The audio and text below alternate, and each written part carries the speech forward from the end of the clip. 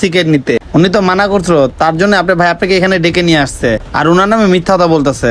আপনি কিভাবে জানেন? ম্যাডাম, যখন আপনার ভাই ওনার সাথে কথা বলতেছিল তখন আমি এই রাস্তা দিয়ে যাচ্ছিলাম, তখন আমি সব বুঝতে পারছিলাম। আপনার ভাই ওনার সাথে যেভাবে কথা বলতেছিল তাই আমি ভিডিও করে রাখছিলাম। দেখেন আপনি ভিডিওটা।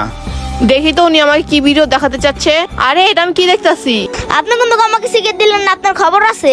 আপনার দোকান আমি বেঙ্গালাম, আগুন দিয়া দিমু। আপনি আমারে চিনেন না, আমার নাম নুননবী। আরে পিচ্চির কত বড় সাহস! আপনার দোকানে সবকিছু আমি লুটপাট করে লিয়ে যামগা। যাক, ভিডিও করা শেষ, চলে যাই, পরে আসবো। কি দেখলাম এটা আমি? নেন, তার মানে আমার ছোট ভাইয়েরই সব দোষ। বড়মা আপু, আমার জন্য আমি সিগারেট নিতে আসি নাই, আমার বন্ধুর জন্য আসছিলাম। আপু, আমার কোনো এই জায়গায় দোষ নাই। তোর যদি আরো মন চায় মিথ্যা কথা বলতে, তাহলে তো আমাকে এখনই বলে দে, কারণ তোর প্রতি আমার বিশ্বাসও ভেঙে গেছে, মনটাও পুরো ভেঙে গেছে। বুঝতে পারছস তুই নুননবী?